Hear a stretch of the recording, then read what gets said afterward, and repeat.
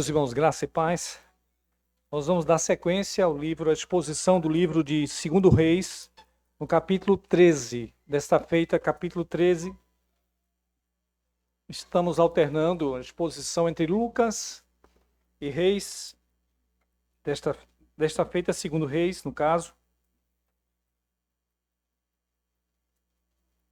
Segundo livro dos Reis, capítulo 13, versículos de 1 a 9.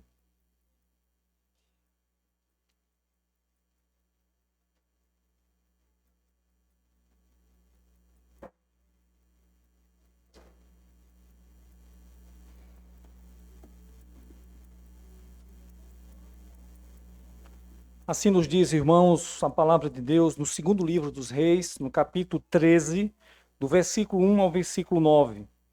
No 23º ano de Joás, filho de Acasias, rei de Judá, começou a reinar Jeocás, filho de Jeú, sobre Israel, em Samaria, e reinou 17 anos, e fez o que era mal perante o Senhor, porque andou nos pecados de Jeroboão, filho de Nebate, que fez pecar a Israel, não se apartou deles, pelo que se acendeu contra Israel a ira do Senhor, o qual os entregou nas mãos de Azael, rei da Síria, e nas mãos de Ben-Hadad, filho de Azael, todos aqueles dias.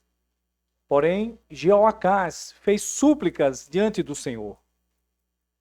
E o Senhor o ouviu, pois viu a opressão com que o rei da Síria atormentava Israel. O Senhor deu um salvador a Israel, de modo que os filhos de Israel saíram de sob o poder dos sírios e habitaram de novo em seus lares como dantes. Contudo, não se apartaram dos pecados da casa de Jeroboão, que fez pecar a Israel, porém andaram neles, e também o poste ídolo permaneceu em Samaria. E foi o caso que não se deixaram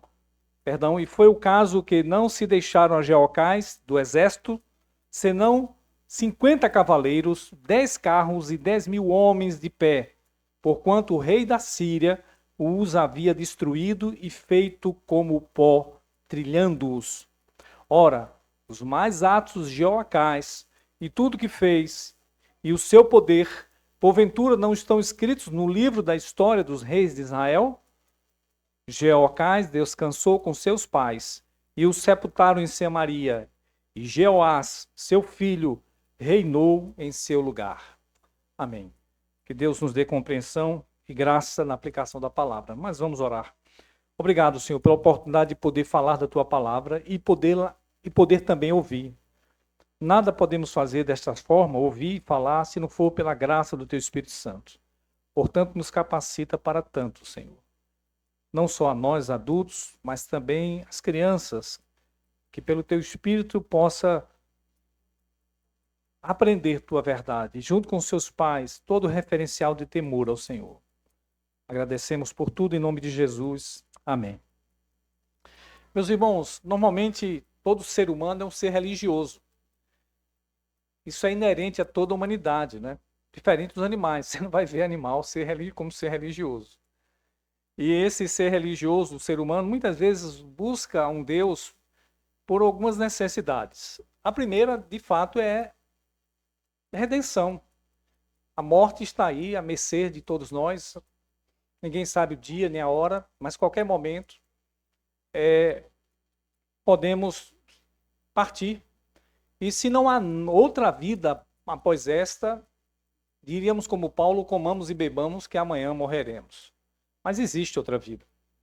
E esta vida dá o anseio do homem, da transcendência de buscar um Deus, de buscar um caminho para uma salvação. Esse é um dos propósitos pelo qual se busca Deus. Há outro propósito também, que são as calamidades que nos afetam, os pecados, não a morte apenas, mas várias consequências, doenças, problemas familiares, problemas financeiros. Isso faz com que as pessoas busquem a Deus para um livramento. Isso é muito comum. É muito comum que nós busquemos a Deus em momentos difíceis. E quando a gente vai buscar para resolver, às vezes, uma situação pontual da nossa vida, descobrimos que o problema é muito mais grave do que aqueles que estamos vivenciando. O problema não é apenas da consequência do pecado na saúde, nas finanças, na família. O problema é a total separação de um Deus que salva. Esse é o problema maior. Então as pessoas descobrem isso quando vêm numa igreja em que a palavra de Deus é anunciada. A gente fala para elas que podemos orar pelos problemas pontuais que elas estão vivendo, mas vamos orar pela conversão dela, porque se Deus ainda que resolva, por exemplo, uma doença, e ela vir a morrer futuramente e for para o inferno, ela não teve de Deus o melhor, ainda que ela possa receber uma cura da parte de Deus, por exemplo. Bom, aqui nós chegamos na parte do livro de 2 Reis, em que voltamos o foco novamente para o reinado de Israel. A gente gastou um bom tempo no reinado de Judá, porque tinha uma serpente, tinha um ovo da serpente no reinado de Judá, que foi Atalia. Atalia era filha de Jezabel, ela estava lá. E ela trouxe grandes consequências no reinado sul, no reino do sul, o reinado de Judá. E a gente gastou um bom tempo expondo como foi eliminada Atalia e como ela foi perversa, maligna, matando também toda a descendência dos reis de Judá, a ponto de querer eliminar a descendência davídica. Mas Deus teve misericórdia, porque Joiada, o sacerdote, ele guardou um descendente de Davi, Joás, pequenininho, muito novo, era um bebê ainda, guardou no templo. E por 7 anos ele foi guardado, escondido de Atalia. Depois ele foi apresentado como rei e empossado, coroado como rei, com 7 anos de idade. É evidente que ele não governou. Quem governou era seu tutor, Joiada. E a gente viu um bom tempo que Joás, em todo o tempo que Joiada o conduziu, ele foi muito abençoado, foi muito benéfico. Depois que Joiada morreu, ele se desviou, ouvindo os príncipes de Judá e levando a idolatria, a ponto de Deus trazer juízo. Pois bem, o foco sai então do reinado sul, reino de Judá, e volta agora para o reinado de Israel, o reino norte, porque um fato novo aconteceu, não é? Jeú, que foi quem matou Jezabel e Acabe, esse Jeú, que era o comandante, inclusive, do exército, ele toma o poder, e aí ele morreu, e em seu lugar tem o Jeoacás, que a gente viu agora. Porém, o relato sobre Jeoacás é muito curto. Nós não temos muitas informações assim. A Bíblia nos fala que os atos deles e os seus feitos, tudo o que ele fez, estão registrados no livro da história dos reis de Israel.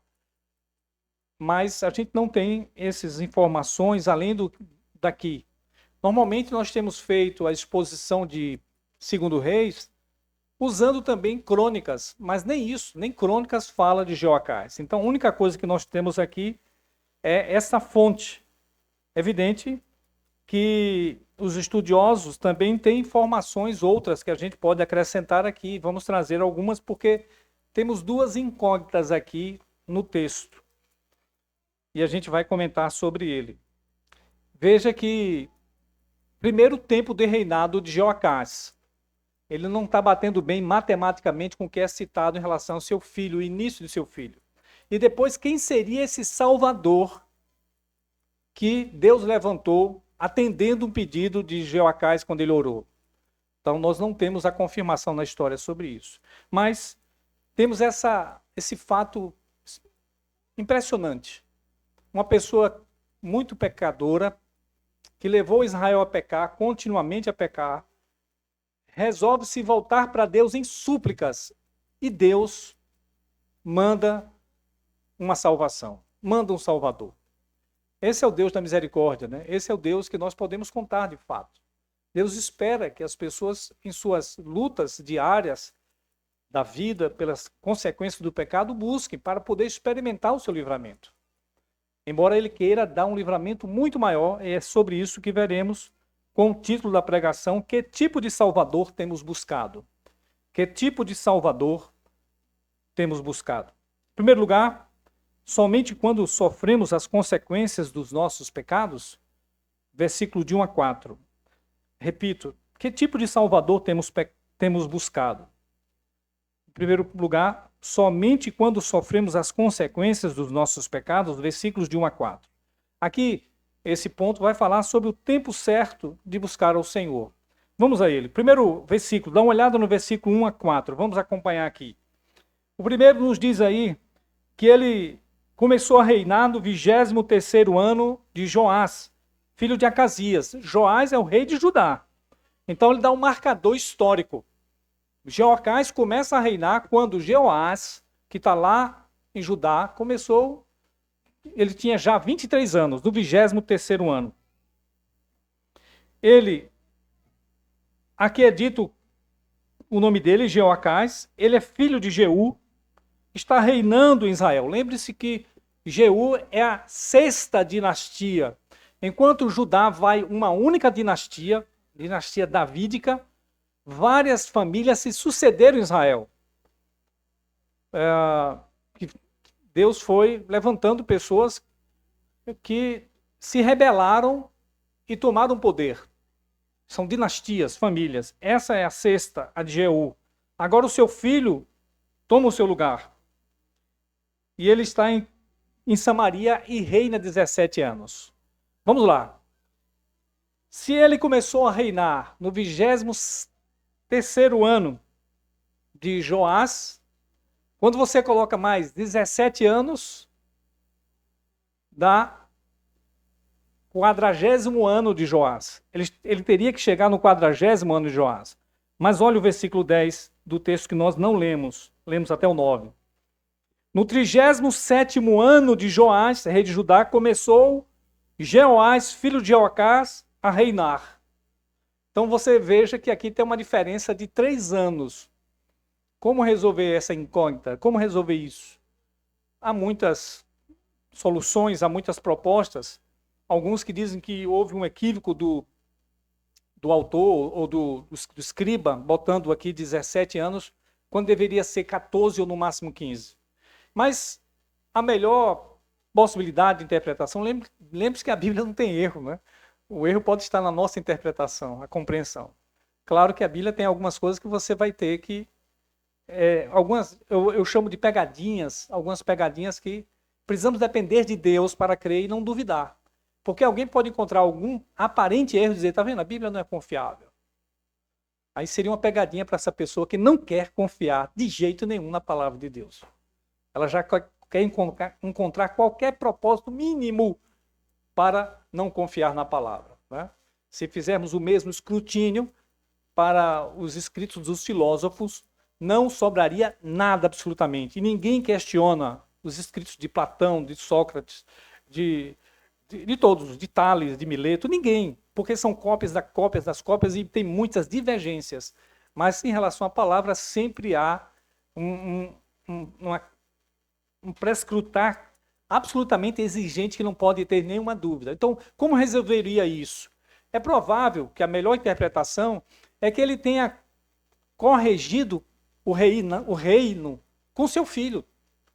3 anos antes dele morrer, Jeoacás, seu filho, Joás, Jeoás reina com ele. Então essa é uma explicação possível. Isso aconteceu em vários períodos. Corregência. No Império Romano, aconteceu corregência. Então, isso é perfeitamente possível. A Bíblia não quis falar sobre isso. Fica aí essa pegadinha, fica essa incógnita, fica esse mistério, mas é possível. A Bíblia não pode estar errada. A palavra de Deus é a verdade. Bom, seguindo à frente ainda, no verso 2, veja que é classificado o reinado dele. Ele era mau perante o Senhor. Fez o que era mal perante o Senhor, porque andou nos pecados de Jeroboão. O Jeroboão foi aquele rei que apartou-se da descendência davídica, aquele rei que levou 10 tribos, ele estava encabeçando Efraim, ele levou 10 tribos. E ele, levando 10 tribos, criou o reinado de Israel. As 10 tribos de um lado e 2 tribos de outro. Judá e Benjamim ficou apartado. É claro que a maior parte dos levitas estavam servindo em Jerusalém, embora morassem em 6 cidades que foram dados em cidades em torno de Israel, mas concentrava os levitas em Jerusalém, razão pela qual também podemos contar que a tribo de Levi ficou mais concentrada em Jerusalém. Mas o que acontece é que Jeroboão, que foi levantado por Deus, porque Roboão não ouviu o Senhor, não quis ouvir, e Deus o levantou para punir Israel, ele dividiu o reino, levando 10 tribos. E Deus havia prometido que se ele servisse a Deus, o reinado dele seria para sempre, seria bem sucedido, se ele obedecesse a Deus. Mas é aquele negócio, né? Um político, ele quer acreditar na sua força, no seu poder bélico. E o que ele faz? Ele cria a religião própria. Cria 2 bezerros de ouro, põe um em Dan e outro em Betel, nas extremidades de Israel, e chama esses bezerros de Jeová. E também coloca sacerdotes, porque ele dizia o seguinte, Jeroboão: se o povo de Israel for adorar em Jerusalém, eles vão me deixar como rei. Veja como pensa o pecador, ele acha que é ele que se mantém, que é a estratégia dele que mantém ele no poder. Deus havia dito, levantou ele como juízo para a descendência de Davi, no caso Roboão, e Deus manteria no poder se ele temesse a Deus. Ele cria a sua própria religião. E a partir daí, todas as dinastias que o sucederam, que sucedeu a dinastia de Jeroboão, eles mantiveram essa religião idólatra, mantiveram essa posição de se livrar do povo e adorar o Deus verdadeiro lá no único templo, o templo de Jerusalém, o verdadeiro templo, local de adoração. E é evidente que isso não poderia dar certo. Nós não vivemos bem apartado do Senhor e da sua palavra. Queira você botar a força que quiser, o empreendimento que quiser, a estratégia que quiser, longe de Deus você vai pecar e um dia Deus vai chamar para você prestar contas do seu pecado. Sempre aconteceu isso. Por isso que Jeoacás está repetindo o erro não do seu pai apenas Jeú, mas daquele que implantou a falsa religião idólatra a Jeroboão. Então ele segue nos caminhos de Jeroboão. Veja que é dito aí que ele fez pecar a Israel. Um líder como ele, um rei, exercia funções como juiz também, ele não pecava somente para si e sua família, ele pecava para todo o povo, e certamente todo o povo continuava a viver nesse pecado de idolatria. Olha o versículo 3, por favor. Pelo que se acendeu a ira do Senhor contra Israel, o qual entregou nas mãos de Azael. Veja, irmãos, Deus se ira contra o pecado, irmãos. Deus criou a humanidade para adorá-lo, para glorificá-lo e viver bem, alegremente com ele. Mas quando nos desviamos, trazemos consequências não somente para nós, nossa família e para a nação, mas para muitas outras pessoas. E o Deus justo, o Deus verdadeiro, ele se ira contra os homens. Parece que isso é um termo do Velho Testamento. Não, não é. No Novo Testamento, Paulo diz que Deus está irado contra os homens, porque não lhe dão glória, nem lhe dão graça. Antes desvirtuam toda a verdade, adorando a criatura em lugar do Criador. Romanos, no capítulo 1, diz isso. Então Deus fica irado. E um Deus justo, irado, ele é glorificado quando exerce justiça, punindo o pecado. A gente precisa entender isso. Deus é amor, a ponto de mandar seu filho para salvar pecadores. Mas Deus é justiça. E ele exercerá a justiça quando chegar a medida da iniquidade de cada pessoa. Ele vai exercer a justiça e isso é muito sério. As pessoas não podem esquecer dessa verdade que a palavra de Deus nos relata. Aqui também no verso 3, ainda vemos que Deus entregou, porque ele está irado, entregou a Azael, rei da Síria, e na mão de Ben-Hadad. Interessante que Ben-Hadad é um título de rei da Síria, né? Que é os de Arã. O Azael, ele era comandante de Ben-Hadad, que era um título. Depois ele teve um filho que põe Ben-Hadad, ele põe também o nome de Ben-Hadad. E esse Azael, ele é citado em 2 Reis, capítulo 6. Vocês lembram que Eliseu foi visitar lá a Síria. E ele vai lá na Síria.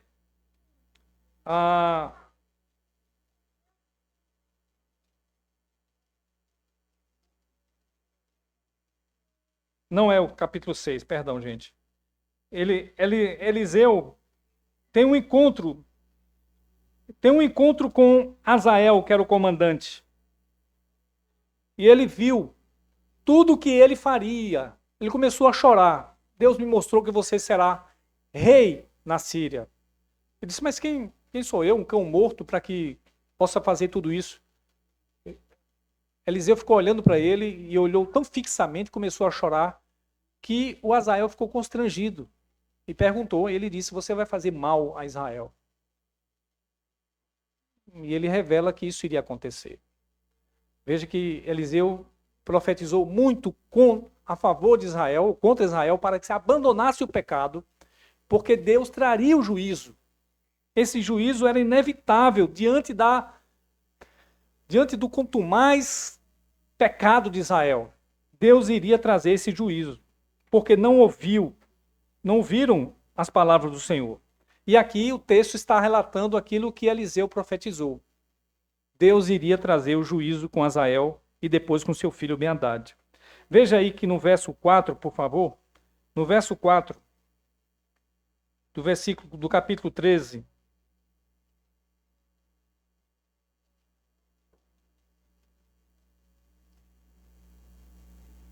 verso 4 do capítulo 13, nós temos aí a seguinte expressão. Jeoacás então fez súplicas ao Senhor. Ele fez súplicas a Deus, de alguma maneira, diante das consequências de todo o ataque do rei da Síria, de Azael, e tudo que eles estavam sofrendo, ele resolveu clamar ao Senhor. Alguém poderia dizer, não, Deus não vai ouvir. Não é possível que uma pessoa que é adoradora de Deus, de bois, feito pela mão humana, que Deus ouvisse. Não, irmãos, Deus ouviu. O texto nos diz aqui no verso 4, pela misericórdia de Deus, nos diz, porém Jeoacás fez súplicas diante do Senhor, e o Senhor o ouviu, pois viu a opressão que o rei da Síria atormentava Israel. Veja, aqui ele está procurando um salvador para as circunstâncias dos seus pecados. Os pecados começam a agravar. O rei da Síria, lembre-se que a boa parte de Israel ficou do lado daquilo que nós chamamos hoje de Transjordânia, do outro lado da Jordânia, né? Tem a Cisjordânia e a Transjordânia. O que é o país da Jordânia hoje? O país da Jordânia. Então, quando o rei da Síria vinha, atacava por aqueles lados lá. Então atacava primeiro Israel, e Judá estava lá mais embaixo, estava ao sul. E eles foram perdendo poder para o exército dos sírios. E isso porque Deus tinha dito que isso iria acontecer, como juízo. A gente já viu, citando aqui Eliseu, que profetizou para Azael.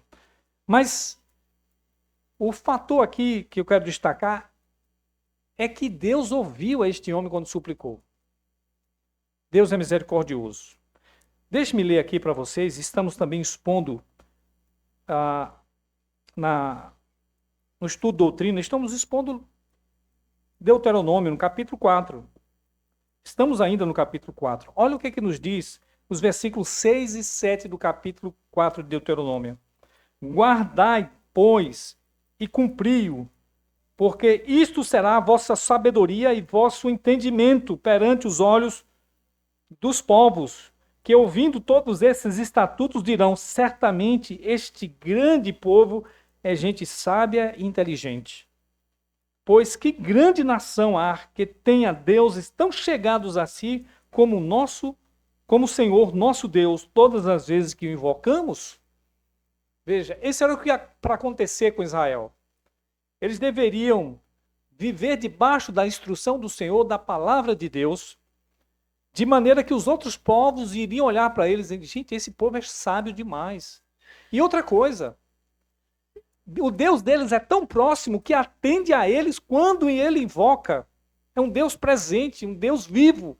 Não é um Deus de imagem, de pedra, mas um Deus vivo, pessoal, que nos atende pessoalmente em nossas necessidades. Deus é assim, irmãos, ainda é assim, um Deus de misericórdia, que atende pessoas que estão sofrendo as consequências dos seus pecados. E Deus mostra a sua bondade e benignidade, atraindo essas pessoas a si mesmo, trazendo favor e misericórdia, trazendo resolução dos problemas.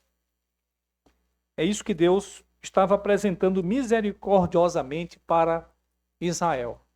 Depois de tanto levantar profetas, tantas pessoas. Elias, agora Eliseu, ainda estava na ativa, embora estivesse bem idoso. Aqui nesse capítulo logo em seguinte, vai mostrar a morte de Eliseu. Mas Deus tinha levantado muitos profetas. A gente já comentou aqui que eles, inclusive, estabeleceram escolas de profetas. Porque se o ministério sacerdotal estava em declínio, se o ministério dos reis estava em declínio, Deus levantou o ministério dos profetas, criando escola de profetas. Primeiro com Samuel, depois com Elias e Eliseu. A gente viu aqui no início de 2 Reis, que houve um evento interessante, a semelhança da multiplicação dos pães que foi lida aqui no início, na palavra do Senhor da igreja, que um homem deu 20 pães para os profetas. E alguém disse para Eliseu, o que é isso para 100 homens? Ele disse, não pode dar. Deu e sobrou. Porque Deus multiplicou também os pães com Eliseu. Uma certa semelhança com o que Jesus fez, já pré-anunciando o Salvador que viria para nos dar o pão verdadeiro, a palavra dele. Veja que o pão foi dado por Eliseu e, surpreendente, já tinha 100 pessoas na escola de profetas. Aquilo que... Tanto é que até pediram para fazer a reforma. Lembra que a gente pregou aqui? Está apertado, Eliseu. Bora fazer aqui, bora ir lá no Jordão, cortar umas árvores para a gente fazer, ampliar a casa de profeta. Eu vou com vocês. Eles pediram um machado emprestado e o machado caiu na água. Eliseu teve que fazer flutuar. Então veja que Deus estava tendo tanta misericórdia com Israel, levantando profetas. E a gente já falou aqui, provavelmente Joel e Obadias são do tempo, eles são contemporâneos de Elias e Eliseu. Talvez estudasse na escola desses, né?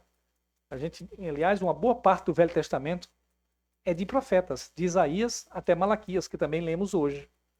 A gente não tem exatamente a história deles, exatamente como eles aprenderam, como foram vocacionados por Deus. A gente tem a de Eliseu. Isso é a misericórdia de Deus chamando o seu povo ao arrependimento. Deus está disposto a ouvir as pessoas que clamam a Ele, mesmo depois de sofrer brutais consequências dos seus próprios pecados. Aliás, o próprio Deus nos permite isso. Dificilmente alguém vai clamar na alegria.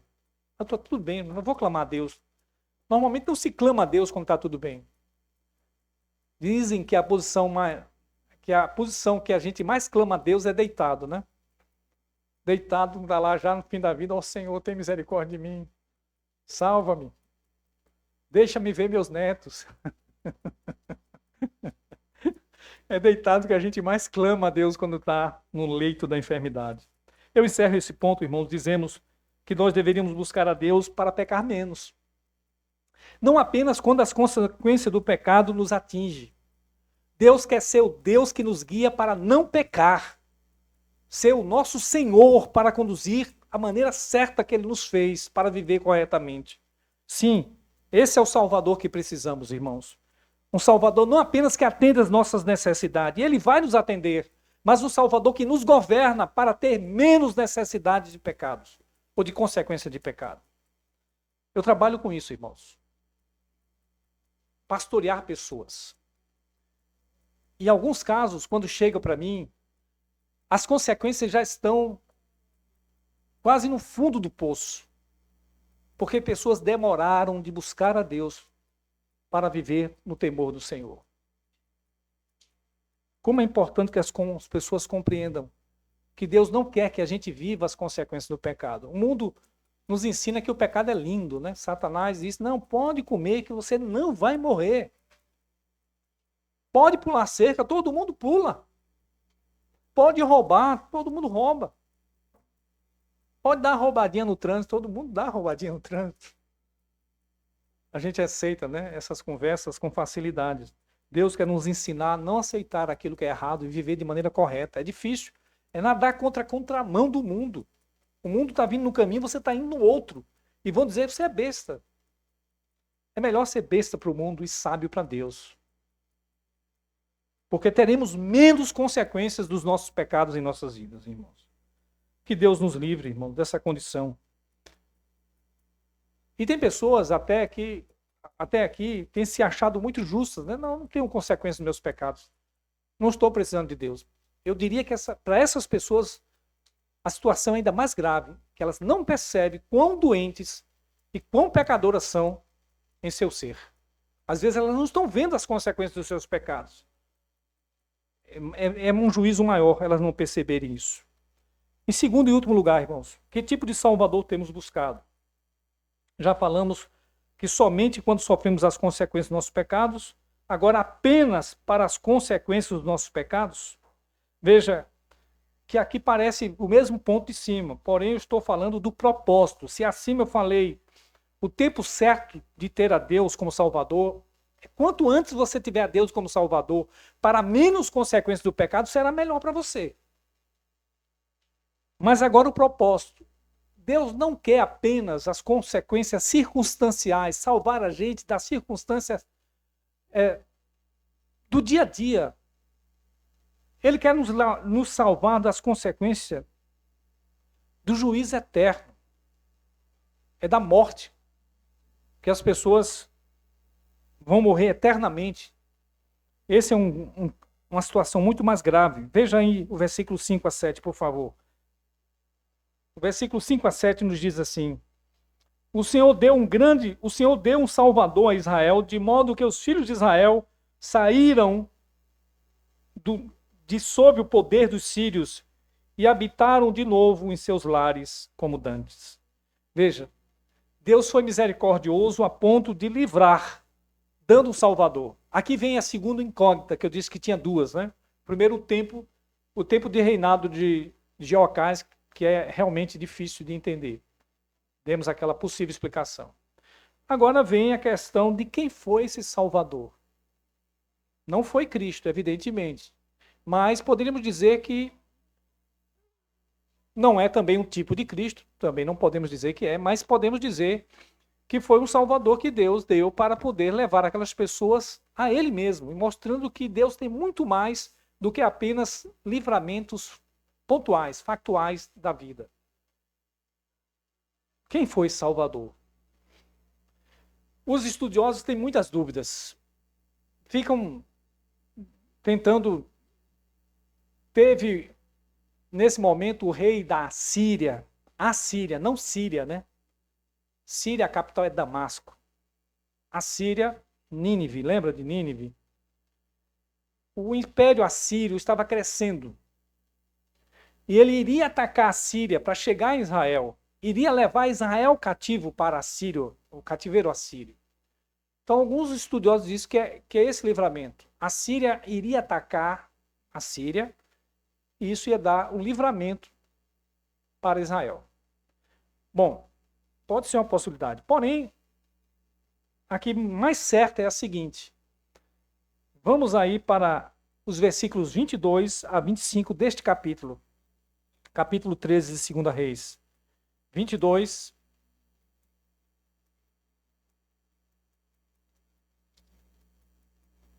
Segunda Reis 13, 22 a 25. Eliseu, ele se encontra com o filho de Jeoacás, Jeoás. E olha o que ele diz. Azael, rei da Síria, oprimiu Israel todos os dias de Jeoacás. A gente está falando sobre ele aqui. Verso 23. Porém o Senhor teve misericórdia de Israel e se compadeceu dele e se tornou para ele por amor da aliança com Abraão, Isaque e Jacó, e não quis destruir e não o lançou ainda da sua presença. Morreu Azael, rei da Síria, e Ben-Hadad, seu filho, reinou em seu lugar. Jeoás, filho de Jeoacás, retomou as cidades das mãos de Ben-Hadad, que este havia tomado das mãos de Jeoacás, seu pai, na guerra. 3 vezes Jeoás o feriu e recuperou as cidades de Israel. Então, o mais provável, a interpretação mais provável que esse libertador ou salvador, também traduzido por libertador, mas a Bíblia aqui traduziu por salvador, é o próprio filho dele, Jeoás. Lembra que eu disse que provavelmente ele ficou 3 anos corregendo com seu pai? Então, naquele momento, provavelmente, na corregência, foi o salvador que Jeoacás, antes de morrer, pôde ver o livramento. E é curioso que o próprio Eliseu, quando ele foi visitado por Jeoás, ele profetizou a favor de Jeoás, dizendo que ele venceria os sírios. A gente vai ver isso na próxima pregação. Mas, então, essa é a incógnita aqui que pode ser resolvida também dessa forma, Jeoás, o Salvador. Mas veja, irmãos, lembra que a gente acabou de ler aqui? Deus é fiel às suas promessas, irmãos. Ele lembrou do juramento que fez a Abraão, a Isaque, a Jacó, a Israel. E ele o tempo todo, um povo obstinado, teimoso. Lemos aqui também, no texto que antecedeu a pregação, um povo obstinado, teimoso, que dava as costas continuamente contra Deus. Eu fico pensando quanto essa palavra pode se aplicar a mim e a você. Quanto é a gente obstinado e teimoso para pecar e não parar de pecar. A gente olha para Israel, é fácil culpar eles, né? E nós? Será que a gente não é obstinado também? A gente anda na teimosia do nosso coração. E somente quando vê as consequências do pecado é que a gente pede um Salvador. E Deus misericordiosamente dá um Salvador. Ele não precisava, né? Ele já poderia descer o juízo. Mas Deus é misericordioso. Aliás, é bom que ele seja misericordioso com todo mundo, até com ímpios Jeoacás. Porque se Deus não for misericordioso com ele, não poderá ser conosco. A gente não tem mais merecimento que o Jeoacás. Somos pecadores de igual monta. Agora, o verso 6, olha só. O verso 6 caminhando. Contudo, não se apartaram dos pecados. Casa de Jeroboão não se apartou, pelo contrário, dos pecados da casa de Jeroboão. Fez pecar Israel, porém andaram neles, e também o posto ídolo permaneceu em Samaria. Veja, gente, Deus dá um salvador, alguém que clama pela misericórdia de Deus, está sofrendo as consequências, Deus levanta o salvador, aí você espera, agora vai começar uma reforma religiosa. Agora eles vão abandonar esses deuses falsos, ídolos, e vão voltar ao Deus verdadeiro. Não, não começou a reforma religiosa. Eles continuaram pecando da mesma forma.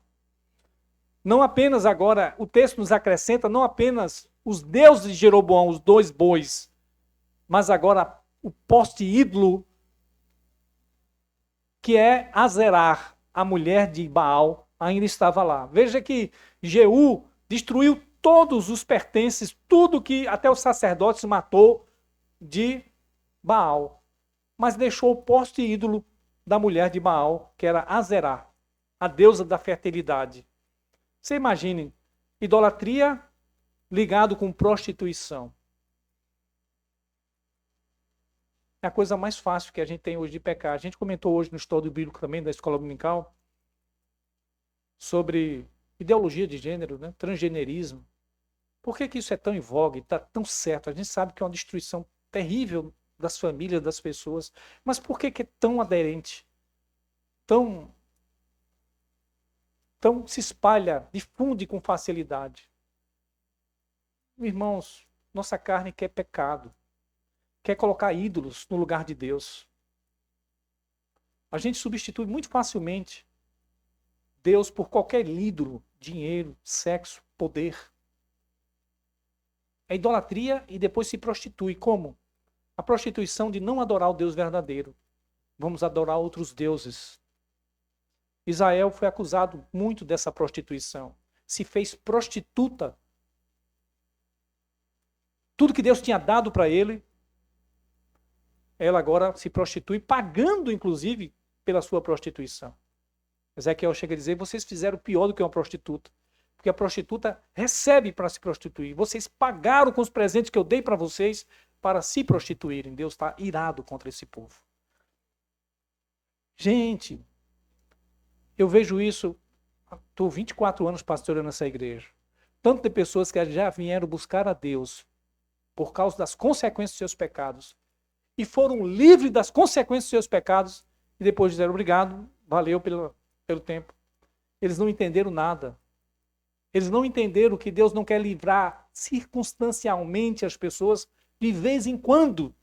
Deus quer nos livrar eternamente dos nossos pecados. E para todo sempre. É muito triste ver isso. Muito triste quando as pessoas não percebem que o grande livramento do Senhor não é apenas circunstancial aqui e agora. É aqui e agora também. O cristianismo nos leva à prosperidade. Nos leva a uma família feliz. Nos leva a uma saúde melhor. Possivelmente. Não certamente. Mas certamente nos leva para a vida eterna. E as pessoas não se satisfazem com isso. E não sabem que a qualquer hora elas poderão ouvir a voz do Senhor. Louco, esta noite te pedirão a tua alma, o que tu tens, para quem será? É preciso entender que Deus quer ser o nosso Salvador. Não apenas quando a gente recorre a Ele, vez por outra. Mas em todo tempo para não pecar e em todo tempo para a vida eterna. Esse é o verdadeiro salvação que Deus nos quer. Por último, verso 7. Olha o que aconteceu. Pela insistência do pecado, mesmo após o livramento, Deus aumenta a situação. Não deixaram a Jeocás exército, senão 50 cavaleiros, 10 carros e 10.000 homens. Lembra dos exércitos de Israel? Eram milhares, até 1.000.000, 800.000, coisas do tipo. 10.000 homens. Era vergonhoso para Israel. Estava vassalo da Síria, com um número reduzido de soldados que não podia enfrentar ninguém. Voltou às consequências do pecado.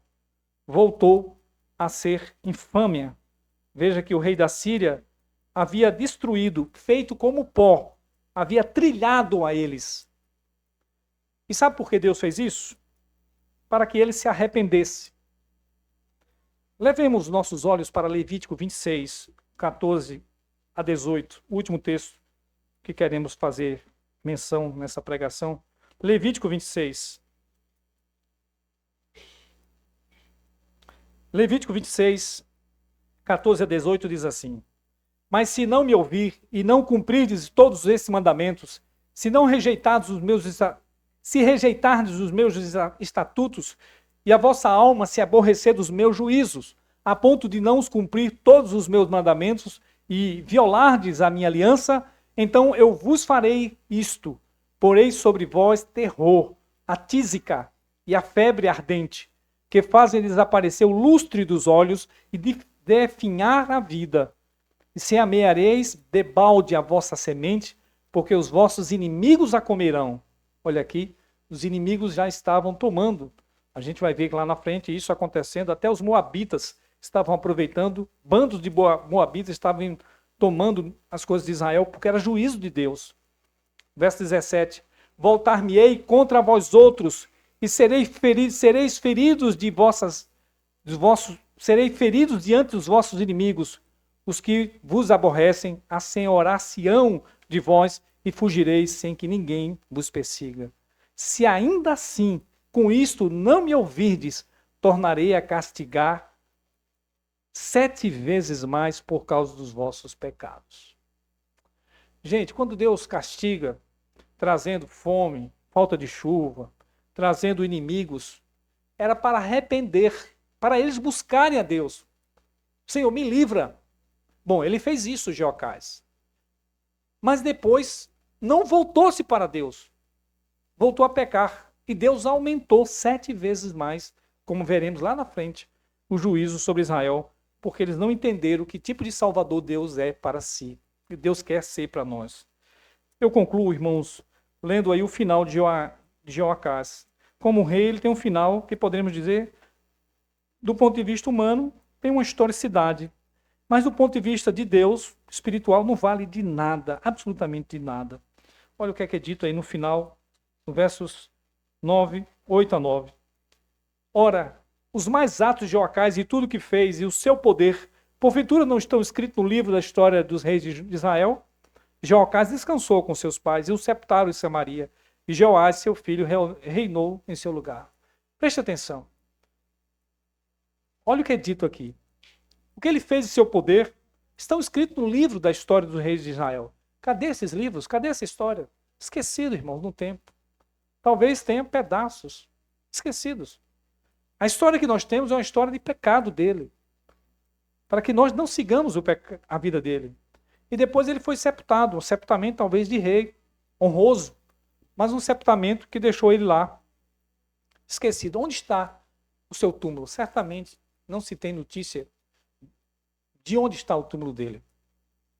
Não se tem historicidade disso, porque até isso não ficou para a posteridade. Por que essa história está aqui, irmãos? Irmãos, Deus quer nos advertir que Ele quer ser realmente o nosso Salvador. Quando a gente precisar, Ele vai nos livrar. Mas Ele quer que a gente tenha como Salvador para obedecer os seus mandamentos, que já nos livra das grandes consequências. Vocês sabem, eu tenho dito aqui, a partir até da minha experiência com sequestro, que eu não quero ter uma vida extraordinária com Deus o tempo todo. Quando for necessário, que Deus me dê um livramento extraordinário. Mas eu quero um sequestro todo dia na minha vida, todo mês, todo... Não, nunca mais eu quero um sequestro na minha vida. Eu quero ver a minha vida ordinária com Deus, normal, o cotidiano acontecendo. A vida de vir para a igreja, a saúde, a família, vendo o filho dos meus filhos, podendo ter em casa. Tudo isso é possível, irmãos, na obediência a Deus. Claro, e se não for possível, se Deus quiser trazer uma pandemia como trouxe, que vai atingir crentes e descrentes, e se nós tivermos que partir de uma pandemia, nós temos a certeza da vida eterna, porque Ele é o Salvador transcendente que nos leva para a vida eterna. Precisa entender isso. Que tipo de Salvador nós queremos? Um amuleto para nos livrar das circunstâncias dos nossos pecados? Ou como um Deus que nos leva a não pecar e viver de maneira piedosa?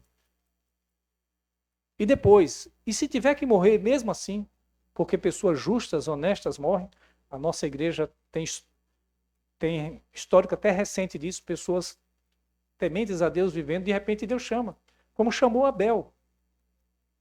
Abel não tinha motivo de morrer naquele momento, claro que era um pecador, mas foi morto injustamente por Caim. E a gente pergunta, onde está Deus nisso? Abel foi o primeiro crente a entrar nos céus, irmãos. O primeiro pecador salvo pelo sacrifício de Jesus que viria. A gente precisa contemplar a vida da perspectiva de Deus, não da perspectiva dos homens. E da perspectiva de Deus é vida eterna. Novos céus, nova terra para quem crer nele. Essa é a grande esperança. Eu quero encerrar dizendo que não é sábio buscarmos a Deus apenas quando sofremos as consequências dos nossos pecados. Não é sábio. Por que os nossos cultos de oração não são repletos como os domingos? Por que muita gente passa a frequentar culto de oração quando começa a vir um aperto de Deus? Não deveríamos buscar antes do aperto? Não deveria ser normal os cultos de oração ser tão cheios como escola dominical e doutrina? E culto solene? Por que não é? Porque a gente não está entendendo que a gente busca a Deus não apenas quando consequências dos pecados nos atingem, nós ou dos outros. A gente busca a Deus para não pecar continuamente e em oração. Esse é um poder que o Espírito Santo nos dá. Quer experimentar o poder do Espírito Santo? Busque ele para não pecar.